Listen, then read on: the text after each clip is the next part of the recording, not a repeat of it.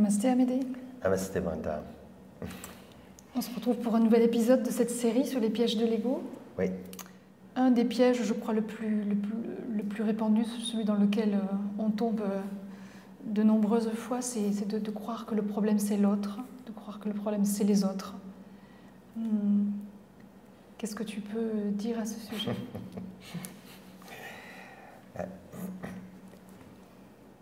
C'est pas faux si on considère que l'autre est le reflet de ce que nous sommes. Voilà. Et en fait, c'est exactement cela.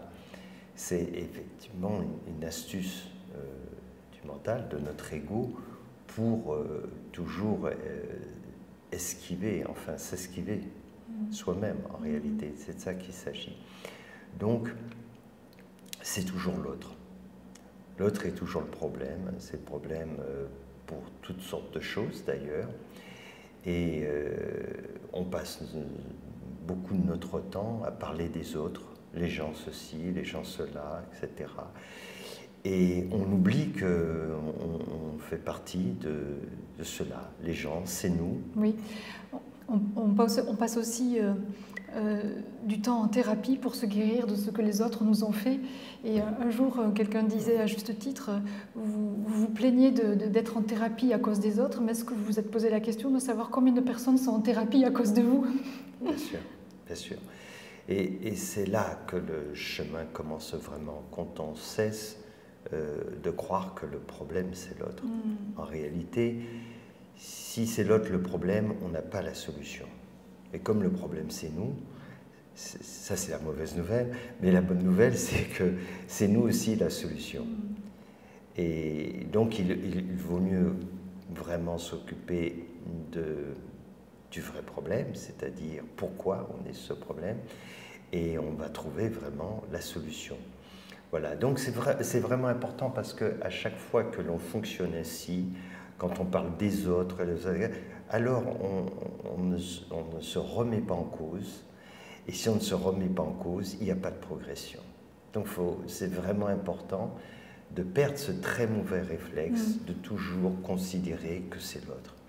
Et ça, c'est vraiment quelque chose de systématique. Et c'est ce qui fait aussi que dans la vie courante, on fonctionne comme ça dans nos rapports amicaux, rapports conjugaux, dans la famille, etc. Et puis ça va au-delà, par groupe de personnes. Oui. Voilà, les affinités, on dit les autres sont ceci, les autres sont cela. Ça peut être aussi sur le plan religieux, ethnique, perte de temps, tout cela. Ce qui est vraiment important, c'est de considérer soi, qu'est-ce que l'on fait pour changer les choses. Quand on voit que quelque chose ne va pas, qu'est-ce que l'on ferait soi-même? On passe notre temps à critiquer les autres, mais si on est à la place des autres, bien souvent, on fait pire, vraiment pire. Et c'est ça qu'il faut considérer. Combien de personnes se sont retrouvées à la place d'autres qu'ils critiquaient avant et ont fait des choses catastrophiques, ou alors ont pris conscience après que c'était pas si simple et finalement ils veulent pas la place de l'autre. C'est tellement plus facile d'être dans la place de celui qui critique. Il n'y a qu'à faire ceci, il n'y a qu'à faire cela, les autres sont comme ceci, les autres sont comme cela. Mais dès lors qu'on tourne son regard vers soi, d'abord ça va nous prendre beaucoup de temps, on aura beaucoup de choses à voir, à rectifier, à corriger, et dès lors qu'on commence à travailler sur ses faiblesses, alors on se rend compte qu'on n'a pas assez d'une vie.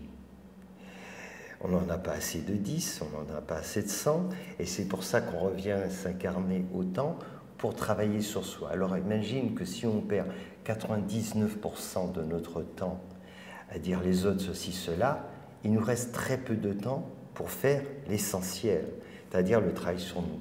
Et ça rend d'autant plus compliqué le travail sur nous que plus on dit que le problème c'est l'autre, plus on amplifie le problème en nous-mêmes. C'est ça en fait, donc c'est vraiment très compliqué.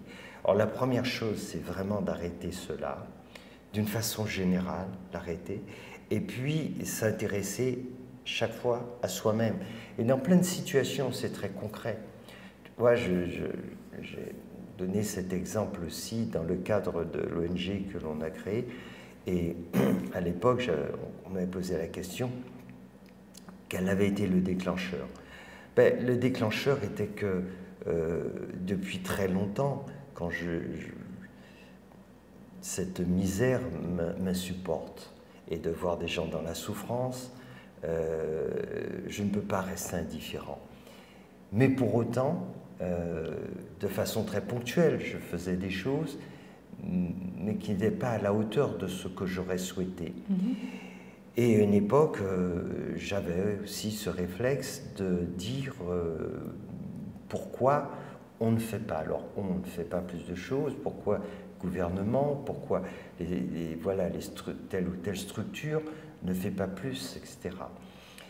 Et effectivement, un jour, je me suis posé la bonne question, c'était « et moi, dans tout ça, qu'est-ce que je fais pour changer les choses ?» Et ça, je pense que c'est vraiment essentiel. Arrêter de se poser la question de ce que les autres devraient faire, de pourquoi ils font ceci, qu'ils ont mal fait, mais de se dire « moi, dans cette situation, qu'est-ce que je fais? Qu'est-ce que je peux faire pour améliorer les choses ?» Donc dans ce cas précis, tu le sais bien, puisque tu participes à cette aventure depuis 15 ans, on a créé cette ONG, aujourd'hui on aide des milliers d'enfants, beaucoup d'autres participent, parce que à chaque fois, la démarche, elle est la suivante, quand quelque chose me dérange, qu'est-ce que je peux faire pour améliorer cela? Et on peut le faire dans plein de situations. Et ça, c'est vraiment important de considérer cela. Mais à chaque fois qu'on a le réflexe de critiquer les autres, de dire l'autre ceci, l'autre cela, alors on s'écarte et on ne va pas faire le travail sur soi et c'est toujours une occasion perdue. Finalement, derrière ça, le fait de critiquer les autres, de les rendre responsables de ce qui ne va pas, c'est une façon pour l'ego de ne pas se remettre en question. Et donc, l'antidote, c'est de cesser toute critique, de se tourner de tourner ce regard vers soi pour se rendre compte de ce qu'il y a à changer. Il y a du boulot, il y a du travail. Et de se mettre au travail. Il y a du travail. Comme je dis, on n'a pas assez d'une vie de 10, de 100, de 1000 à plein temps. Et comme on consacre 99% de notre temps à critiquer les autres, t'imagines, déjà 1%, il ne reste pas grand-chose, mais en plus on amplifie le problème en faisant de cette façon. Donc c'est vrai, c'est un processus de maturation. Ce que je dis, c'est vraiment, il faut le prendre au sens littéral, hein. C'est vrai ce que je dis, c'est pas pour donner une image comme cela, c'est qu'on se réincarne. Oui.